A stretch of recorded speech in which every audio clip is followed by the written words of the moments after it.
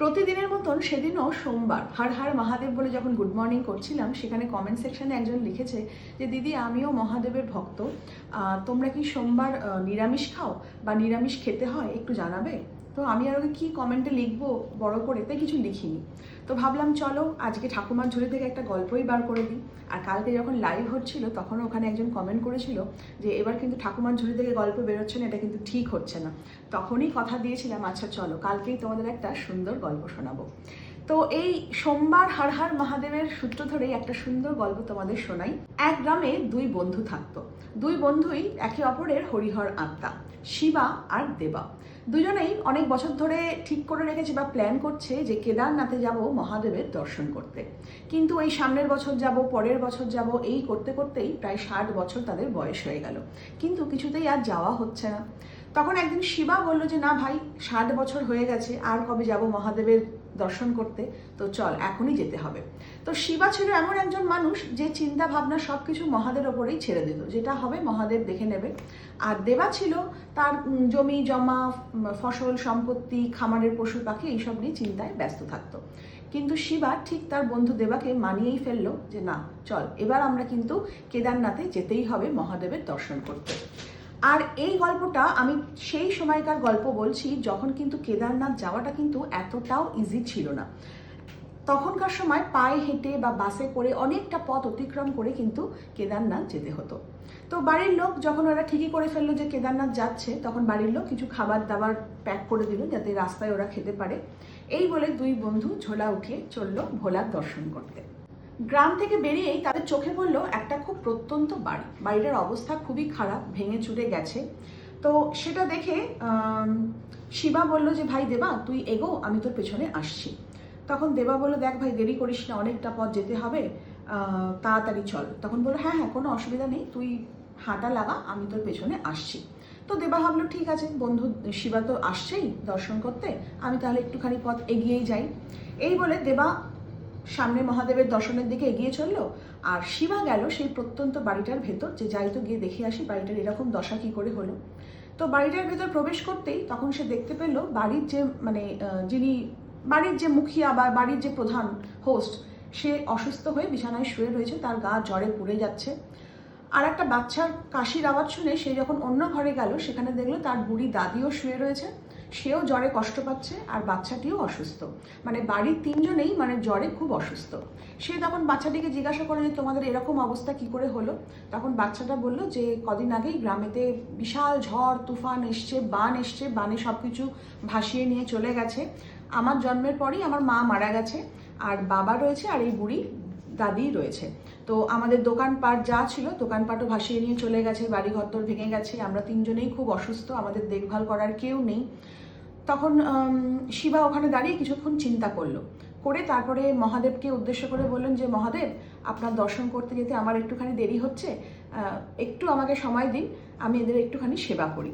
বলে সে সঙ্গে সঙ্গে বাজারে যায়, বাজার থেকে গিয়ে খাবার দাবার সবজি টবজি সব কিনে নিয়ে আসে, রান্না করে তাদেরকে খেতে দেয়, তিনজনকে রান্না করে খাওয়ায়, ডাক্তার দেখে নিয়ে আসে, তাদেরকে ওষুধ দেয়। দিয়ে যখন দিনের শেষে যখন সে বেরোবে, তখন সেই সময় দরজার কাছে গিয়ে দাঁড়িয়েছে, তখন বাচ্চা ছেলেটি দৌড়ে এসে তার হাতটা ধরে, ধরে বলে যে তুমি চলে যাচ্ছ। তখন বলছে যে তুমি এখন যেও না, মাঝে মধ্যেই কোনো মানুষ হয়তো এসে আমাদের একটু সাহায্য করে, কিন্তু তিনজনেই আমরা অসুস্থ, আমাদের দেখভাল করার কেউ নেই, যতদিন না আমরা একটুখানি সুস্থ হচ্ছি তুমি এখানেই থেকে যাও। তখন শিবা তখন চিন্তা করে যে মহাদেব ক্ষমা করে দিও, আরও কটা দিন আমাকে এখানে থাকতে হবে, বলে সে ওখানেই থেকে যায়।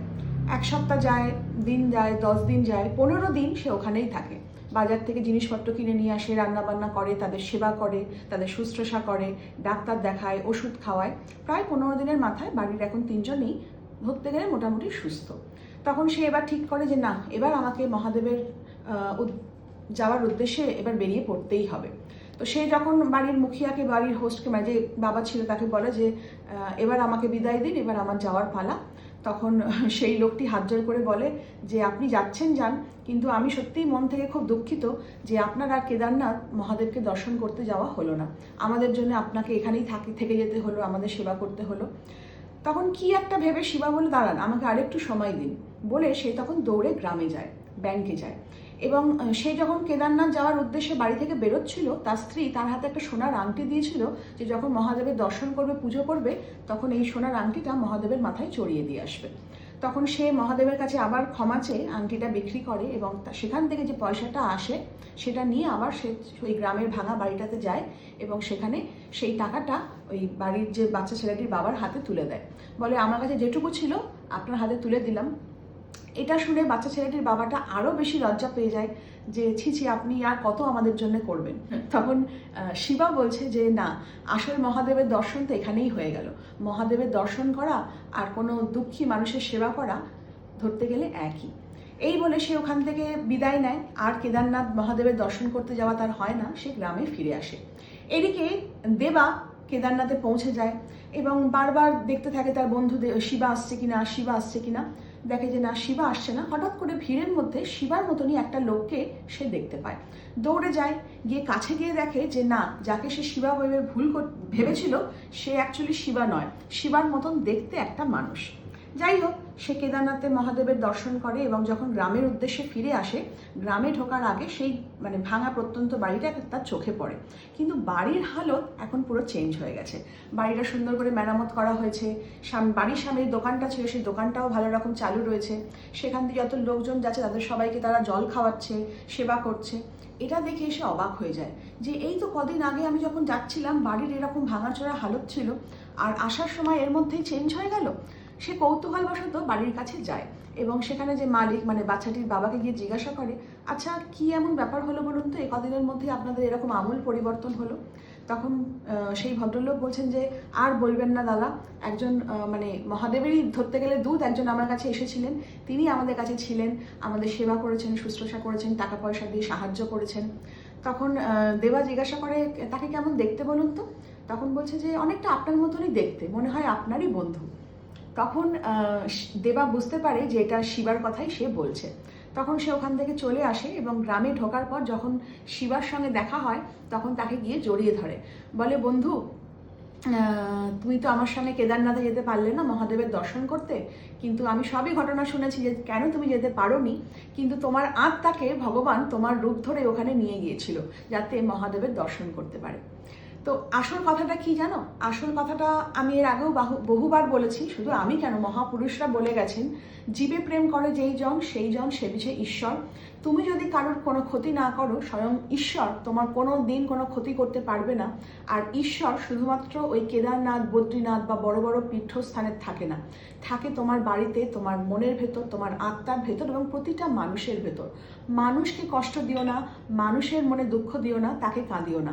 তার যতটুকু তোমার সামর্থ্য তাকে ভালোবাসো, তাকে সেবা করো, তাকে সম্মান করো, স্বয়ং মহাদেব তোমার ওপর প্রসন্ন থাকবেন।